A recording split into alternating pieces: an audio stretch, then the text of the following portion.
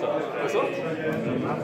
Galerinha, faltam 3 minutos para começar a apresentação. Eu vou ficar ali no cantinho, esperar ser chamado e daqui a pouco vocês vão acompanhar aí. Todos vão acompanhar a apresentação e na sequência o desenrolar da conferência.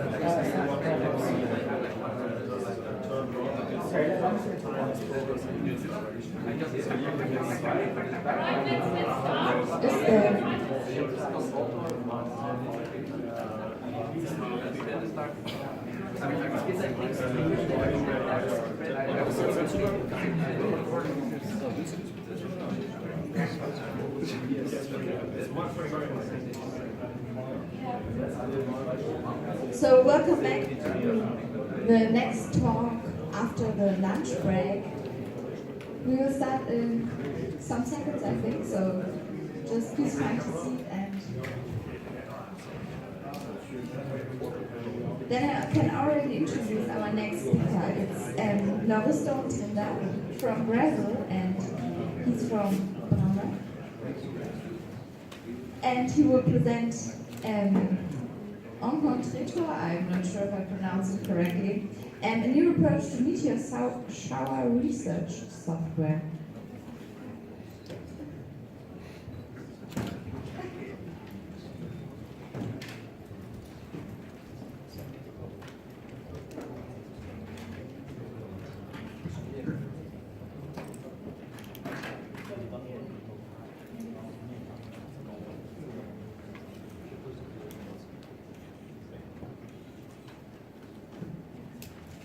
Okay, after the first technical problems, we will start, so thanks to you.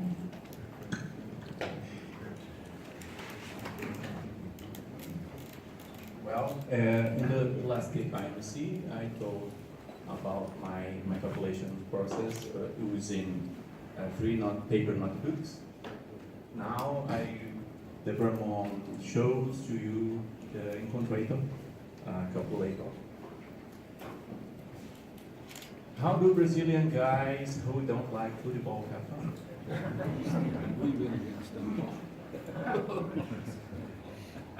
Bramon, Brazilian Meteor observation network, started operating in January 2014, a collaborative network of amateur astronomers performing volunteer work, citizen science. Today, Bramon have 130 cameras and 94 operators covering 20 Brazilian states, around 150,000 orbits collected since 2014. And 2017, we started searching for new radiance in our database. So Leonardo Amaral has started development a software to aid this work. The resulting software was Encontreitor, and it does much more than that. Here we have the Encontreitor main screen. Input data and filters, clustering parameters here, Torapleurer parameters here, input, output, and filters to validations in Python here. This field. You list, check, and malandrão functions here, breakpoint and validator functions here, lapidator refinement of shower data. Here. Step 1, Meteor clustering. Enter the Meteor database, u.ccp. To search for clustering, here. Define filter for Meteor class, generally SPO. Define filter for sky area, right ascension and inclination limits. You can see here. Define filter for orbit inclination and redefine to start from.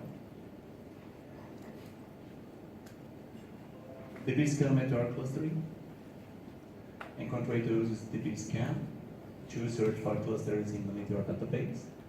DB scan search as basic and the distance between 2 points. In clustering function, the points is the meteors, the points are the meteors and its distance is in the criteria between them. Here you can see the clustering. And the clusters drawn here. Step 2, Torapeleura, combination Meteor and clusters. Algorithm performs sample combination in each cluster. Clusters are filtered by size, group, mean size, 6 meteors. Every group have a mean orbit determined, and every member of the group have their orbital elements confronted against the main orbit if the results of each of the tests are lower than at the mean value. This grouping is considered a possible new gradient. Here, the combinations, the clusters, and here the combinations.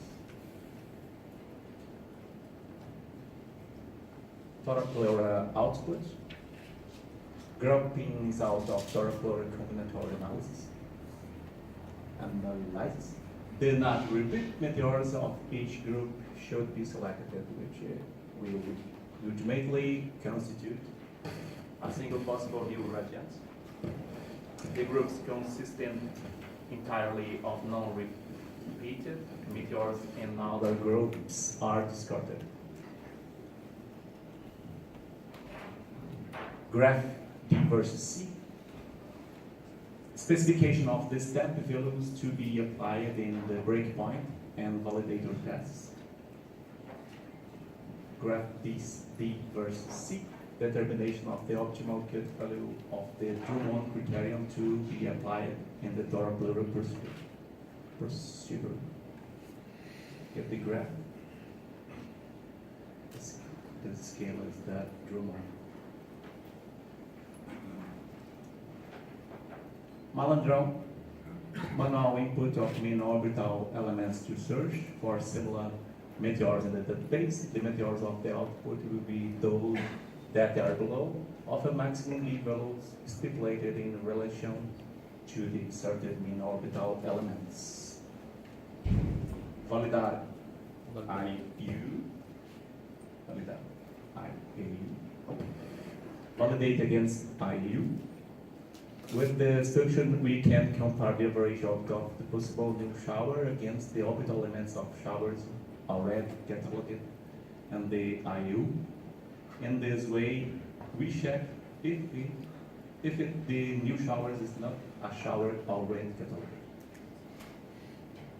Here, the meteors simulates orbits, similar orbits, 149 in this example. Here they draw the position of the meteors.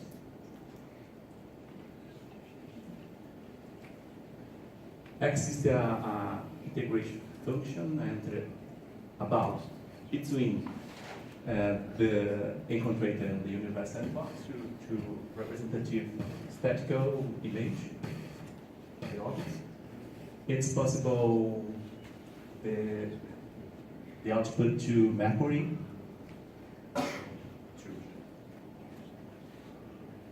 Python function search for parental body. Python parental bodies with this function, we test the mean orbital elements of a new shower against the JPL small body database to search for parental bodies of the showers. And this as an example, here the information is about the Leonids, and here the sample total, and the result 0.008. It's equivalent of the singularity.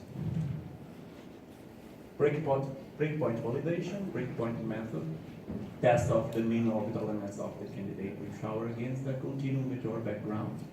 This is good. Validator, search for increase of shower activity.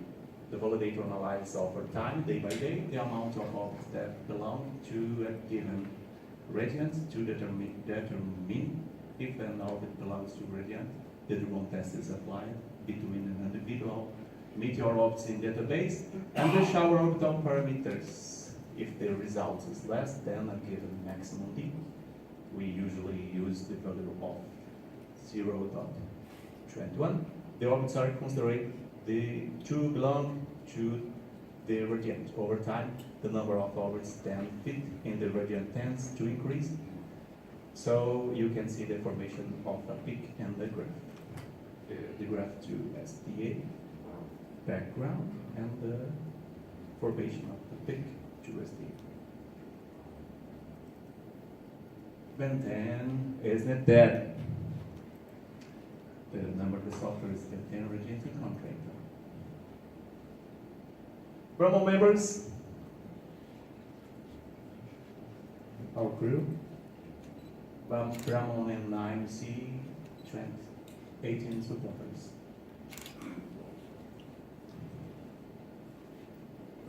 Dartex Studio, Jung supports Bramon since it was created. He taught us a lot about Meteors. He gave us some lessons and it was our babysitter too. Yeah, thank you. Thank you.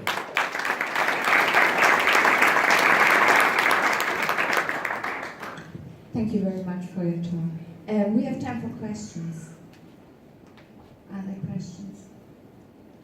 Yes?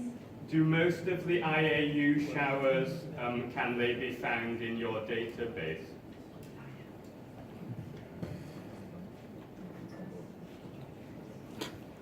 Please repeat the question. Could you help me?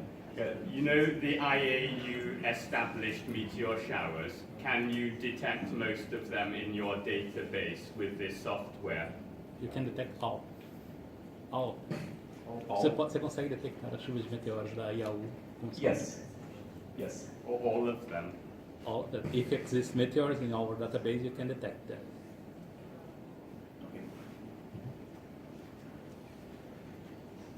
Ah, Lauriston, fala que está disponível ali para quem quiser dar uma olhada. One more question? Yes. I have the software here. Somebody can see the functions. It's working. How the Encontreitor works. Let's thank our speaker again.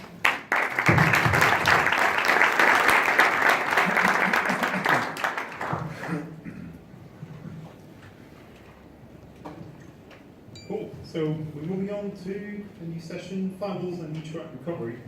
And we'll start with Przemysław from the Polish Fireball Network, who's going to tell us about Fireball over Poland and Germany. You try to compare it with others? Okay, my presentation will be probably quick. I will want to describe shortly the fireball which appeared over the Germany and partially over Poland. This is fireball from the 6th of October 2017.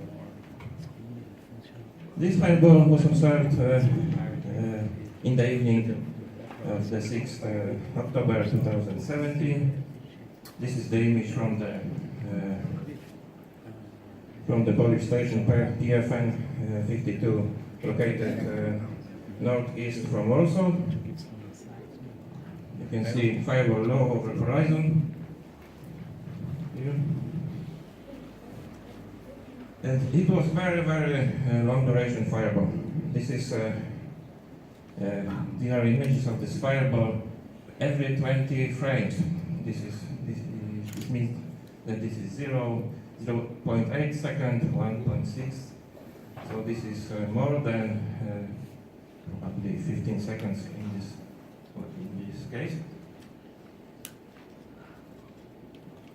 Okay, it's precisely 13 seconds and 32 for this image. Frames like this.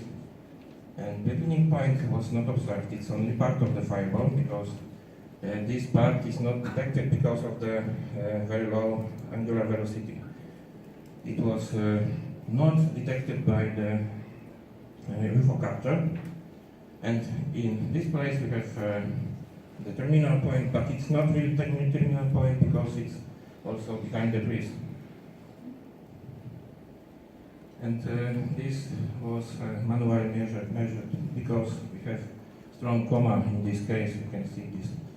So I must recalculate it manually. And this is image obtained from Circo, from Quetzal. And this is one video camera, very sensitive. You can see the fireball here. This is the Perseus constellation, I think. And on this image we can see the beginning part of the fireball with wake visible. And this also every 20 frames. In this case we had almost 7 seconds of recording. Also beginning point is not observed, it's outside the frame, and terminal point of course also not. And this is third dataset from DLR setup in Berlin Albershof. It's a mirror fisheye system with a digital camera mounted over it. Digital imaging source camera. And in this case, this is the 7.5 frames per second. And every 6 frames, also 0.8 second. It looks like this. Its beginning point was behind this element, and terminal point is not observed because of the very low angular velocity.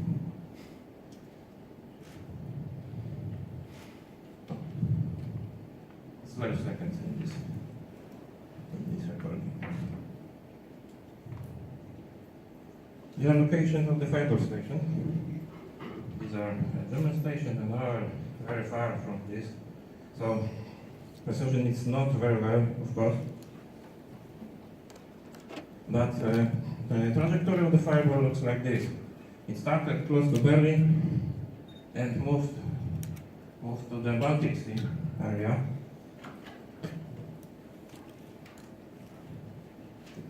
Total duration from all of these recordings is 17.5 seconds. Real duration is probably longer because we still don't have real terminal point here. Length 217 kilometers. This is another view of the trajectory.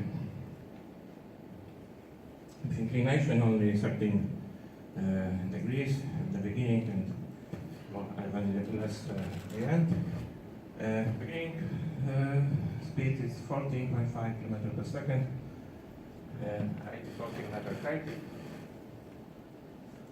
And the terminal part without the terminal point looks like this.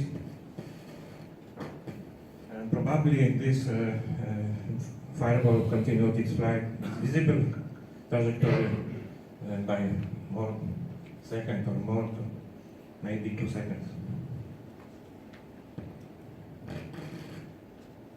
There is possible meteorite fall in the order of half kilogram, but with it's with large error. maybe more or less. But it is meteorite fall to the Baltic Sea, so we don't plan to search for something. About 30 kilometers north of the terminal, of the coast, and 20 kilometers north from the terminal point. This is the orbit. Typical, nothing changed too much.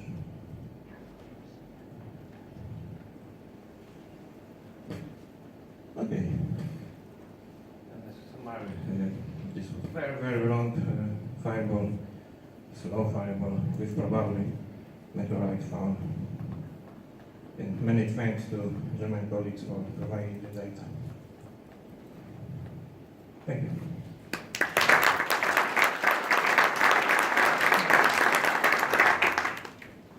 Definitely got time for some questions.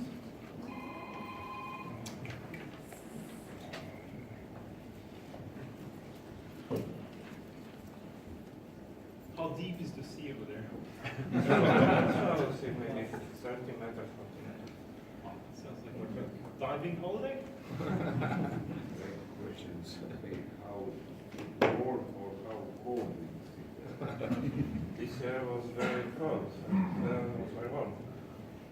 But 2017, October, it's probably 5 degrees. Cool. Let's thank our speaker again.